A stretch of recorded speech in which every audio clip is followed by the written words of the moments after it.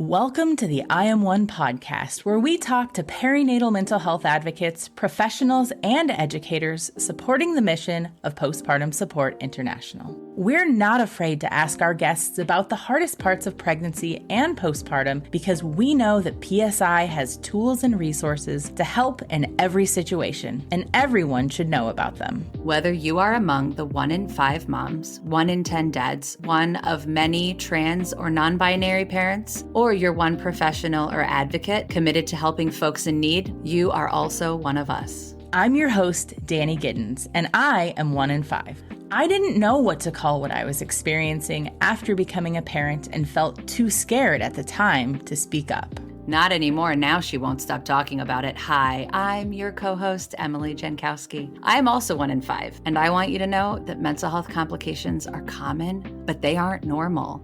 There's something powerful in knowing I am one of many. Whether you're already connected to the perinatal mental health world, looking for new ways to support parents and families, or just want to hang out with us in your earbuds, we are so glad that you tuned in. Of course they want to hang out with us. We're lovely. Seriously though, the views, thoughts, and opinions expressed on this pod are the speaker's own. Tuning into this podcast is, spoiler alert, not a replacement for therapy, but PSI can help you find a therapist. We could also help you find a psychiatrist, a support group, or Waldo. Emily, Waldo? Come on! We don't know where Waldo is.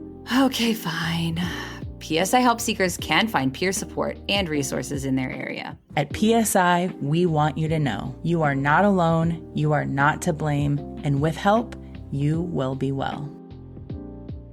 On today's episode, we're sitting down with Kriti Lodha, a successful marketing leader in the business world whose entree into parenthood has turned her into a powerhouse of a perinatal mental health advocate. We'll hear about the dichotomy of feeling both isolated during the pandemic and supported by her South Asian community, and about the importance of raising awareness about postpartum psychosis as a treatable diagnosis instead of marketing it as a sensationalized character flaw. We'll talk about self-love, radical acceptance. We'll hear about some very serious moments and even some silly ones. So please sit back, relax, and enjoy this episode with our friend Kriti. Kriti, welcome to the podcast studio, friend. We're so happy to have you here. Thank you. I'm happy to be here. Let's dive right in. Why don't you tell us a little bit about yourself? Like, what's your favorite pizza topping? Sure. I'll start with my favorite pizza topping because I feel like that's more important than anything else I'll share today. Oh, maybe. I love fresh basil, just perfectly fresh basil on a classic Neapolitan margherita pizza. That is my absolute favorite and go-to. In terms of me, my name's Kriti. It rhymes with pithy. I live in the Boston area with my daughter, who just turned 3 years old. Her name is Nana. And my dog son, Simba. Yay. Thank you. Who's an Australian Labradoodle. And my partner, Kunal. Professionally, I have spent my entire career as a go-to-market leader and marketer, building and scaling businesses and brands and teams across both tech, but also CPG. So that's me. And then for fun, I love to cook and sing and apparently share my story on podcasts. So that's me. Right on. We love being your favorite pastime. Perfect. Kriti, can you give us kind of a little bit more insight into how exactly perinatal mental health disorders have played a role in your life personally? Yeah, they've played a massive role. They've completely changed my life. They've changed my perspective on not just motherhood, but how I spend my time and energy and what is really important to me in life. And so it started off as a very dark journey. I had a fairly lonely, isolating pregnancy. In the pandemic, only a handful of people ever saw me pregnant. My own brother, who I'm very close to, never saw me pregnant. I was one of the first pregnant women to get vaccinated with Johnson & Johnson, 38 weeks pregnant. And there's just a lot of, anxiety and fear around that experience and all the parameters around it. And then really what followed was a pretty traumatic postpartum experience. What started off with a traumatic and long birth, 46 hours of labor and some complications there. Anytime. Yeah, a lot of struggles. and challenges with feeding and having to wean really within 24 hours, which is its own story because my daughter had lost a lot of birth weight and was having trouble latching, to eventually experiencing what I now know to have been a manic episode, not having slept for 4 days, and eventually psychotic episode for postpartum psychosis. And so a lot around that diagnosis, I felt like my diagnosis was my entire identity for a long time, both in terms of the symptoms, my hospitalization, my very rigorous treatment, medications, and really a long road to healing for a better part of a year. In fact, today marks 3 years since that experience. And so, Wow. I would say it really massively impacted me then, but I'm excited about what it means for me now. And so while I wouldn't wish this experience upon anyone, I firmly believe that it's made me exactly the mom I was meant to be to my daughter. And it's lit a fire under my belly to advocate for and give a voice for other birthing people or moms or family members that experience any form of trauma or perinatal disorders, mood disturbances across the spectrum, to really commit myself to that for the rest of my life. And my mantra is that if I can help even one person with my experience, or one person feel seen, seeing someone who looks like me, seeing someone who has seen love and light on the other side, this is all worth it. And I really want my daughter to grow up in a world where she feels like she has access to healthcare, to resources and knowledge that I just wish I had and I didn't at the time. Frankly, many other people have a very different story with my diagnosis. And so just really making sure that we collectively can remove the shackles of stigma, not only around perinatal mental health disorders, but in particular for conditions like mine that often get sensationalized. And there's a lot of misinformation around it as well. Absolutely. Yeah. What was pregnancy like for you? Was it a pretty normal pregnancy, like no major complications? And when did the complications kind of start? Was it postpartum? That's a couple questions in there. That's a great question. Good luck. Follow up. Third question. I'm just kidding. No worries.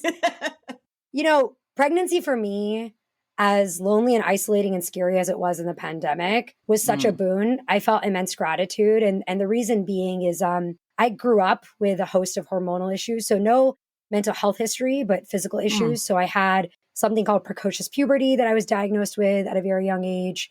I had PCOS and have PCOS. And so I spent my entire life wanting to be a mom and really believing that it wasn't going to be in the cards for me. And so to have gotten pregnant as quickly as we did, and then to really be in a high risk pregnancy, both because of my own conditions, but also some health history in my family with preeclampsia, I was honestly just I felt gratitude that it was as smooth and wonderful as it was. And in terms of when it all started, I think it started actually from the very beginning. I think my birth was really traumatic. I think I just was pushing through, pulling through, whatever you want to call it, for a while. But fairly early on, actually, part of my mania and my delusions were actually, I was convinced I had postpartum depression and I had the baby blues. And in fact, I was writing prolifically about it. And I still have the emails I wrote to family members that are like, basically a cry for help. Like, I might have postpartum depression. I need to find a therapist. I need to take a walk. And I was just like very angry and pretty sure I have undiagnosed postpartum rage as well. And really just like fearlessly advocating for myself, which is sort of beautiful and tragic at the same time, if you think about it. And so incidentally, I actually think maybe a week and a half in, I was hospitalized within 3 weeks, but a week and a half in, I knew I wasn't okay before anyone else did. Insofar as not only did I experience all those manic symptoms, but I even called 911 at one point. I apparently had a panic attack. I thought my partner was having one. That was my delusion, but I was actually having one, my first ever. Thinking we were both unfit to parent. And then, again, beautiful and tragic at the same time. This part always gets me, but my instincts were, I was actually arranging my partner to be my daughter's medical proxy. And I was arranging family members to be there. And I just kept saying, if I'm not unfit to be a mom, like, these are all the things. So I would say I, on some level, was maybe more lucid than people might think, even in all my delusions and paranoia. I was crying for help, both for myself, but really just trying to advocate for what I believed my daughter needed at that time and what I thought I needed at that time as well. That is such an important point that you're bringing up, because I think you said at the beginning, there's like the sensationalized version or the newsworthy version of psychosis that is like the 1 in a million or 1 in a billion version of that experience, right? That's not the norm. That's the very much exception. And so the fact that you were advocating both for yourself, you identified something was going on, couldn't put your finger on it, or you tried to and were maybe like not accurate, right? And you were also thinking like, I need to do what's in the best interest of my new baby. Now that you're saying that, I'm thinking back on other guests we've had, and that is a common thread for a lot of our folks who've had psychosis. They're not all experiencing this tragedy version that the news would have you believe is the case. It is very different than that. It is, in fact, the opposite. You're like, Yeah. I got to take care of this baby. Buckle up, right? Yeah. And I will say, I wouldn't be here. I wouldn't be alive if it weren't for my partner, my mom at the time who was here as well. My cousin was a psychologist who I called in my mania, and my phenomenal OB who now I know didn't have a lot of the resources at her disposal or even probably the training to know what to do.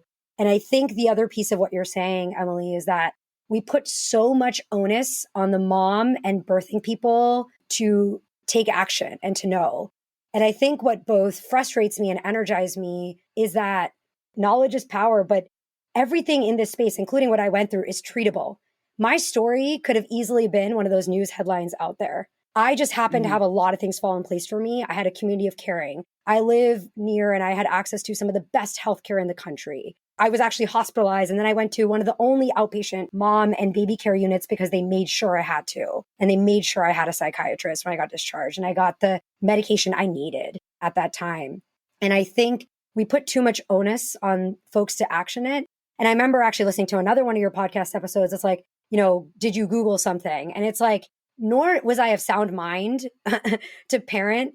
But I remember at one point talking to my therapist where she's like, I would be careful about Googling things because like of the trauma and PTSD that follows and the shame around psychosis.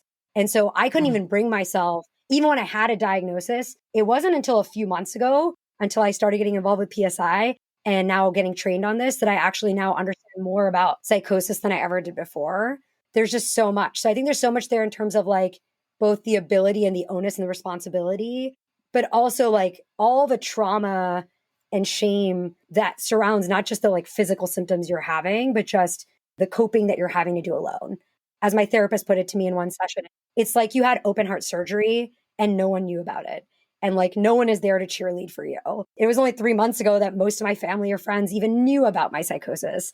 There's a lot to that as well. And so I appreciate you bringing up the fact that there's just so much of this meta narrative, if you will, around this particular diagnosis, but also so much judgment on what outcomes a story takes or what shape a story takes. And it's really biology, circumstances, and treatment. And while I can't prevent this from happening to the next person, it can happen to anyone. It is highly treatable. And so the responsibility is on all of us to empower others to have more stories like mine, and if and when the time comes. Exactly. I was wondering, Kriti, if you could kind of take us through what it looked like for you to be getting help. So it sounds like you emailed people in your close family acquaintance circle, like somebody was a psychologist? Yes, my cousin. Were any family members saying anything to you, like noticing anything, or was it kind of you going, like really just being loud about something's going on? And like, how did you get into inpatient? Like, tell us how the journey went with seeking help and receiving it. Yeah, absolutely. Well, first and foremost, I am extremely fortunate and grateful to have an amazing family and community of caring. So while I felt very alone, I was never alone. And so I think it was a combination of factors. I do think that the cry for help or call to action, if you will, I drove a lot of it in the beginning because, again, we didn't have the information. In fact, I went back to my discharge packet and there was like a little tiny blurb on postpartum psychosis and PSI. And I showed my husband, he's like, damn, how did I miss it? And I was like, well, because there were like 20 pages on everything else, like, postpartum hemorrhage and lactation and all these things. And he was just like, and even PSI Massachusetts, which I'm now on the board on. And I was like, oh, wow, like I didn't even know about this. Really? That is so interesting. That was on the paperwork. Oh yeah. I couldn't look at all that stuff for a while, but in my own journey of healing now, I looked at it. But I would say it's a combination of things. So I do think I took a lot of action personally of communicating that I wasn't okay.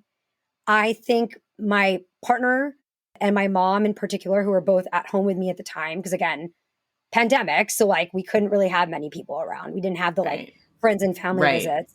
Took a really active role in like researching and trying to figure out what was going on. And my OB as well. So my OB was like fully accessible to me. I found out later that this was the first case of this kind that happened to her. She was the one who made the call, who was on the phone with my partner. And I think behind the scenes, my mom was talking to my cousin, who's a psychologist, and ultimately sent me to the emergency room. So I first went to the emergency room. I believe I was there for roughly 48 hours. And then the emergency room, immediately they sent me to inpatient psychiatric unit. So all in all, I was hospitalized about 10 days. And what was really scary in that time is because it was the pandemic, no visitors, nothing. You're fully masked, no fresh air. Right. You got 30 minutes of fresh air through basically a barbed wire on something called a fresh air porch for about half an hour. And it was a general unit. So I was around everyone, and I was separated from my child 3 weeks into birth. And then eventually was in outpatient care in Rhode Island, which was phenomenal. So then I was with a lot of women who had perinatal mental health disorders, and I was able to bring my daughter with me. But the medication you're on with psychosis, for some folks, you're in a brain fog. It's very hard for you to stay awake. I hadn't changed a diaper for about, I don't know, like a month into having my daughter. And so when I think about how I got help, there was like the medical help and then eventually my therapist. But there was also my mom, who was my night nurse to my daughter, because I had to sleep. Like that was part of my treatment. And then counterintuitively, I had to sleep at night, but then the day I couldn't, but all the medication made me want to sleep. It was things like my brother and his then girlfriend, now wife, coming to visit and like taking long walks with me, trying to help me stay awake. So it was a lot. I mean, it was about a year, I would say, of full recovery and treatment. Again, I had complications, but really, like, if I think about the people who brought help, it was my partner leading the way. It was my mental health providers and really taking care of me. And the last piece was the community of people that took care of my daughter. So when I was hospitalized for 10 days, some of my relatives came, they all came in shifts and they just like took care of her. And so the reason I feel gratitude is like, I was separated from my daughter for, a better part of 10 days. And mentally I was separated, you could argue, for the first few months of her life. And she was okay. Like she was in good hands. Yeah. So I'm very lucky. Not everyone has that story, but I would say I had a lot of support, as you can tell. And that's really why I feel compelled to give back and help those who may not. Absolutely. Okay. So maybe PSI was in your discharge papers, but it's not like that's how you heard about PSI. Like subsequently, were you an inpatient when you heard about PSI? Were you an outpatient? At what point did PSI like come on the scene for you? So if you want the honest answer, it was about 6 months ago. And I'm 3 years postpartum. The hardest part, actually, postpartum that I had to take responsibility of, not my healthcare providers, was finding a good therapist for really the talk therapy, if you will. And I had a really awful experience that I'm not going to get into with the first therapist I found that took my insurance that was available, that I was personally spending time researching when I wasn't even well and trying to parent. The one that I eventually found, who I still see, Erin, who's phenomenal. Shout out to Erin. Yeah. The PTSD that followed, like, and all the grief and shame, that part of me in my own healing journey was finding ways to turn my pain into passion and really turn adversity into advocacy. I hate to use alliteration, but that's how I would describe it. I love a good alliteration. Keep up the good work. Yeah. Yeah. So we worked through it. But when I was ready and we talked about resources and ways I could get involved, she had told me about PSI. And so it was about 6 months ago. I was also at a crossroads in my career where I was thinking more about, where do I spend my time and energy and how do I give back in this space? And I did my research. And as Erin put it, I swung for the fences. I decided to apply to be part of the board. I had never interacted with PSI or postpartum psychosis survivor until then. And so I joined the PSI Massachusetts board, and that was in February now. It's now May and I'm just getting more and more involved since. I'm just drinking the Kool-Aid and Oh, it's non-poisonous. It's the good kind. I became a board member and now I'm excited to be trained. I'm actually going to start running the perinatal psychosis survivors group as well, starting this month. And Awesome. also excited to be leading the climb in the fall. So I'm just fully immersing myself fast and furious. That's how Emily and I met you. Yeah, exactly. That's the first time, Yep. right? Yeah, because, you're a climb leader and you're like, Yeah. wow, she's a rock star. Let's talk to her. Okay, so I think you've answered what you're doing now to support folks in the perinatal period, because the answer is a lot of things, which is incredible. I think that's a common occurrence for folks, regardless of the nature of the diagnosis, regardless of when they got diagnosed or how long until they found PSI. It's like we need to make meaning out of what we've been through. And part of that making meaning is trying to help in whatever way we can. We can't prevent someone else from going through a postpartum or perinatal mental health complication, but we can certainly at least try to normalize these conversations and help the people in their lives know what to do next, Mm-hmm. Absolutely. And I think as someone who's spent their entire career as a marketer, I think for me, I really truly believe that awareness is a form of advocacy in this space. And so even just knowing that this diagnosis exists, knowing it's treatable, knowing these resources is so important. And I think it's really important that we don't inadvertently market shame around it. Yeah. I lost my mind. That is the honest truth. I lost my mind. I was not fit to be a mom. There might be people who Google me, let's say they find this podcast, who say, oh my gosh, she had psychosis. Like she must have had certain thoughts or inclinations. Or there might be people who don't hire me, right? Or make assumptions around what my health conditions are, or again, sensationalize. Or there might be other people who want to market my story for their own benefit. I just think that the reality is we can't let that get in the way of if and when someone Googles something tomorrow, if there's a South Asian woman or a woman of color out there who says, I haven't seen anyone who looks at me with psychosis, they know that I'm here. Or they know that conversations and dialogue, especially around psychosis, that tends to be even stigmatized even further in some ways, is the only way that we can make sure that people get access to healthcare. Like, I'm someone who really believes I've been a mental health advocate my whole life, but my understanding of perinatal mental health disorders was very, I would say, oversimplistic, and not to diminish those who experience it, but it was like, okay, am I experiencing thoughts of self-harm? Am I experiencing isolation from my child? Am I, depressed? I actually, with psychosis, you often have high moods. So I was very confident as a mom, actually, overly confident.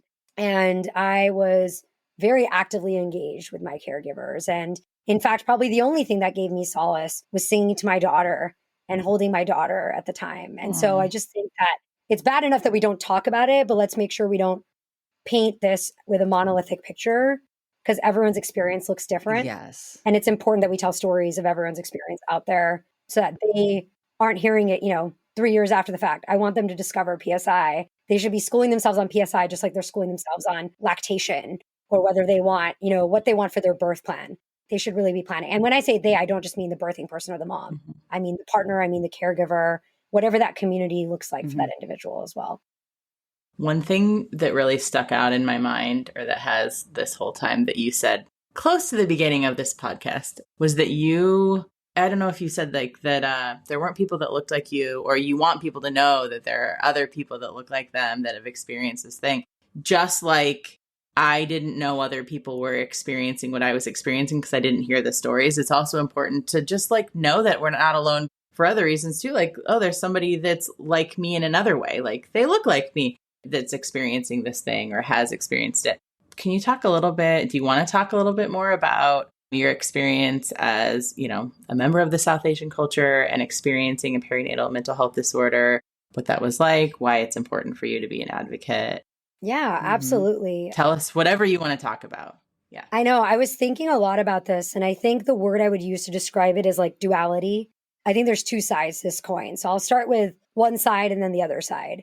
On the one side, from my personal experience, I think it played a big part of role of my support system and why I'm here. So what I mean by that is a lot of times in South Asian culture, unlike the Western part of the world, there actually is a very deep tradition in taking care of mom and in postpartum support. In fact, there's commonly a tradition across families that, my mom or a caregiver in my life, if, it's not my mom, maybe your mother-in-law will come and stay with you and, take care of your nutrition and take care of errands around the house and all these things. And so that's like early on. So especially with the pandemic, like my parents moved in with me like second trimester, just to make sure we were like potting together. Oh, okay. I have to say, like, I want to give a shout out to my mom because honestly, I feel like she experienced the brunt of my rage in my postpartum experience. And like, I can't even imagine what she went through, seeing what her daughter went through. But she was, like I said, she was my night nurse, another parent to my daughter. She was a supporting person for my husband when his wife was hospitalized. And then of course my in-laws and extended family members who all really helped my dad, my brother, my sister-in-law, all these people who came together to help. So I think like that's the really positive side is like there just naturally was that infrastructure. When people say like, did you have any support? It's such a cultural part of the tradition. There were so many people already built in looking out for me and not just my daughter. I think on the flip side, though, I didn't realize how much I had internalized this concept of, in Hindi, the expression is log kya kahenge, or it literally translates to what will people say? And it's a very common kind of adage that's used in, Indian and South Asian culture. And I think there's two pieces to that for me. One was around breastfeeding. So a lot of the taking care of you and nutrition is around like basically making sure your milk production is healthy, that you're giving the right nutrients to your child, which again, best of intent. Like it's a wonderful thing that there's so much attention. That said, like when my daughter lost a third of her body weight and I had to wean within 24 hours, which between us, I'm pretty sure was a massive trigger for my eventual psychosis, I felt a lot of shame and honestly, a lot of internal pressure. Like no one was saying it to me, but a lot of internal pressure of like, how could have I failed at this? And, like switching my daughter to formula. I mean, to this day, like, even when I casually talk to other moms who are South Asian, like, and they talk about feeding and pumping, I'm like, not only could I just not do that because my daughter couldn't latch, but I was hospitalized and separated. I don't have a choice. Like my partner, like we had to do formula. And, I'm proud to say that my daughter is like a formula fed baby today and she's doing great. She eats Cheerios off the floor just like every other baby, regardless of how they started out. You know what I'm saying? Like, yeah, exactly. As long as she doesn't eat my like dog's treats, which I have to always remind her, like this chicken's not for you. Right. We're going to call it a win. Yeah. I think the piece of it is that like, I mentioned this, but I didn't tell my extended family or friends until a couple months ago. And I'm a very open person. And so I do think there's this piece of like keeping all these things private. While that support was there, it was very private. Even like kind of downplaying like, okay, like she had something postpartum, but like, yeah, like we don't really know what it is or like what shape or form, or even saying that I was in a psychiatric hospital, on some pretty nasty medications for a while. It's scary to talk about that. And I just think that a lot of that is just indoctrinated in this concept of like, what will people say? Here's this high achieving, high powered, South Asian woman who lost her mind. Like I lost my mind. That is a fact. And you know what? I'm proud to be here today. And I don't want my daughter to ever feel like she can't advocate for herself or her mental health or ever not experience psychological safety. Because I think that's so important, whether you experience a mental health crisis or not. I think it's just so, so important. Yeah. Thank you so much for sharing all of that. I feel like the cultural nuances are such an important part for so many folks. And I think the more that we hear about that, the better it's going to be for the entire perinatal mental health community. So thank you. Of course. Want to do a lightning round, guys? Of course. Yeah. I'm all about the lightning round. Let's do this. I'm a fast talker in case you haven't noticed, especially when I'm nervous. Okay. First question of the lightning round. Besides this podcast, what's your second favorite podcast? Because we know who's number one. Of course. So I really love this podcast called Rethinking by Adam Grant. He is a social psychologist. I was a sociology major, but he really just talks a lot about work life and setting boundaries. And just his whole podcast is around like challenging different paradigms. And so he interviews some really great thinkers around like, how do you embrace failure? How do you set boundaries? And he does it in more of like a professional context, which I really appreciate. That's cool. I am obsessed with boundaries. So. Oh, yes. So am I. I was like 3 years of therapy and it's like boundaries, boundaries, boundaries. I'm all about the boundaries. Yep. Yep. Healthy boundaries. Okay. Yep.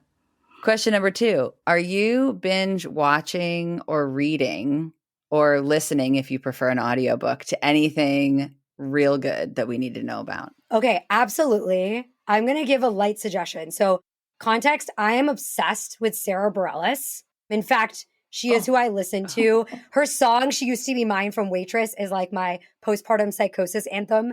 I know it's not about that, but that's like, I just embraced it and adopted it. But I'm obsessed with her. Yeah. And I'm also obsessed with Tina Fey. And they have this show called Girls Five Eva that I guess was on Paramount, but like now is on Netflix. That's essentially like a 30 Rock style sitcom that's about effectively like the Spice Girls. It's basically this like girl band that got back together in like their 40s. Well. But like, of course, they're like phenomenal singers, like Renee from Hamilton and like Sarah Bareilles. It also has like Busy Phillips, who's hilarious. I say oh no in a oh yes kind of way. Like I know what I'm about to be up to. Yeah. If you like really like bad, good music, or you're just obsessed with Sarah Bareilles, Tina Fey, Hamilton, it is fantastic. I've just been like binge watching that and it just makes me smile even on a hard day. Perfect. Well then, thank you. Okay. What is your best parenting hack? Ooh, my best parenting hack. This could be like a physical hack. This could be a way that you trick your kid into doing things you want them to do when they don't want to do them. Psychological hack. I'm going to go with like a funny one because I feel like this episode's been deep. Yeah. I've been deep enough, it's time for me to go a little bit more surface level. So I was really proud of this past week, actually, I had a hack where I cook a lot. I love cooking. And of course, like mask all the vegetables. But my daughter, being a Taurus, is very obstinate and like everything has to be her idea. No, I'm so sorry. Oh, the Tauruses. I know. And I'm a Gemini, in case you can't tell by this podcast. Same. Gosh, that's why we get along. I know. I'm an Aquarius. Okay. My husband's an Aquarius. Okay, this is great. I had made this fresh tomato soup. Instead of asking her to eat it, I asked her to check if like she could smell it and if I had the spice level right and if I had put the right amount of salt. Oh. Because I knew she would like it. Oh, you turned her into the expert. Yeah. So I was like, oh, like, can you check the salt level, like Chef Nana? Can you like make sure that I like got, I got the spices right? And of course she takes like a tiny, like first she like looks away. She takes like a tiny lick. And then she's like, this is delicious. And she ended up like eating half of it and like licking it clean. And it was like, okay. So I was like very proud of, I'm going to write that down and I'm going to do that. Yeah. Using her chef expertise to get her to have an entire bowl of soup that was basically like tomatoes, carrots, potatoes, which is like a win. See, that's where I'm going wrong. Like, that's like how many vegetables I get in maybe a month in like one meal. So I was very proud of it. I'm impressed. With older kids, you could watch like an old episode of Iron Chef or something, right? Oh. And then you could be like, I need you to critique this. Yeah. Because I don't think it's quite right. I want Iron Chef level critique. Like my kids are judgy. They would love this. That's a definite throwback to the pandemic. We did a lot of like Great British Baking Show binge watching and I love cooking baking shows. show. I mean, didn't we all do that a little bit? And we got creative in the kitchen and the kids helped pick some meals out and cook them and stuff. And then people went around the table and I was like, that's enough opinions, okay? You don't get That's quite enough. Paul Hollywood. Like, that's enough. Put on the noise canceling headphones. You'll be fine. Also, you can get like on Amazon a really cheap like kitchen set, toddler friendly if you have younger kids. Yeah. And so like I just make her cut her own like vegetables and then she eats them. It's pretty great. It's like child labor and nutrition all in one. Mm-hmm. It's so much fun and nutrition. PSA, I don't actually endorse child labor, but only in my household. But no. Yeah. Oh, okay. Right. Well, that's not PSA. Yeah, the 3 minutes of cutting vegetables, I'm pretty sure is above board. Yeah. You know? Okay, what is one thing that today if you could time travel, are you a nerd at all? Like if I made a Doctor Who reference, would that jive for you? So if you like hopped in a TARDIS, went back in I know time. I'm a nerd, but I'm also an immigrant. I didn't move to the States till I was 11, so I don't really know Doctor Who, but I like time travel. I'm all about it. Star Trek. Like if we like, made a rift in the space-time continuum, it's fine. Never mind. If you traveled back in time and told yourself something that you needed to hear, like in those really hard moments, or maybe like once you started to recover, but you were like, is this going to be a slog? Am I ever going to feel like myself again? What did you need to hear?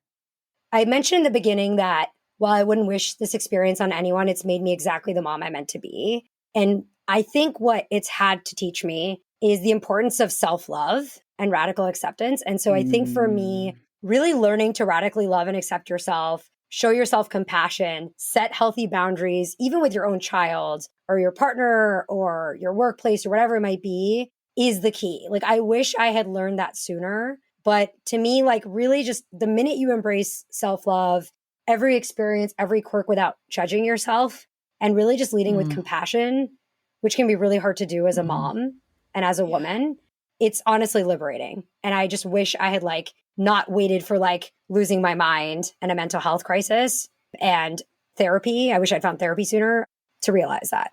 Oh, that's so lovely. Okay, well, I think the last question, this is an easy one, Kriti. If anybody's listening and some of your story, all of your story, a little tidbit of your story, anything has touched somebody and they're interested in like reaching out to you, connecting with you, what is the best way for them to do that? How can they get a hold of you?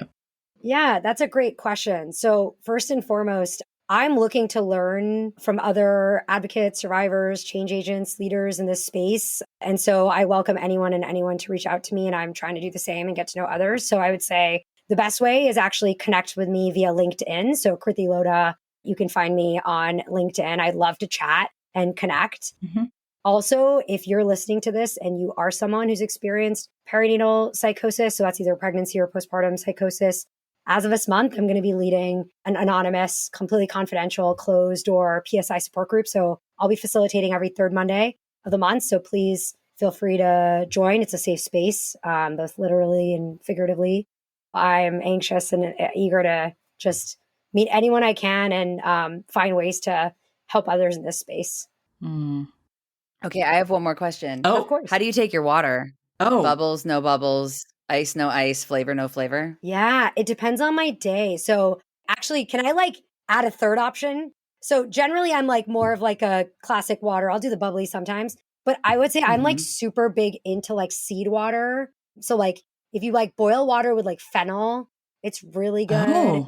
Or like with cumin, it's a very Eastern tradition. And so I start every day with like a warm cup or a hot, like lukewarm cup of fennel water or cumin water or carom seed. Probably super good for digestion. Yeah, which my mom kind of encouraged me to do. And it's nice because that's like the therapeutic properties of tea.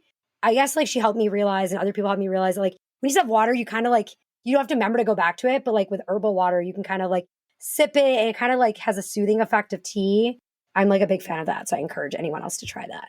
Great. If you're curious. Cool. You can add some new options, Emily, when you're like bubbles, no bubbles, fennel, cumin. You know, I don't know. How do you take it? And from my South Asian peeps, they'll know what fennel water is. Shout out. Yeah, totally. We're learning all kinds of things. Yeah. Oh, man, this has been a fantastic conversation. Of all months and weeks, we are in, kind of getting in the heart of Maternal Mental Health Week, Awareness Week. So this has been fantastic. Emily, would you like to take us out? Okay. Let's do it. Kriti, this has been a joy because you are exactly the kind of volunteer that like PSI bumps into somewhere along the way. And you're like, I'm going to do as much as I can do with whatever capacity I have. And those healthy boundaries at the same time, you're like, how much of an impact can I make? I have really enjoyed hearing your story, hearing the impact of your culture, and also like hearing all the things that you are doing to help be maybe the resource that you needed the most for yourself way back when. Thank you. Yeah, I really appreciate it. It means a lot. Thanks. Thanks for tuning in to the I Am One podcast. Check out today's show notes where we'll drop links to all the important things that we mentioned in this episode. Please consider sharing about I Am One on social media and following and rating our show wherever it is that you listen to podcasts. It only takes a minute of your time and, well, that'll help our collective mission of bringing resources and local support to folks worldwide. From everyone here at PSI, thanks again for listening.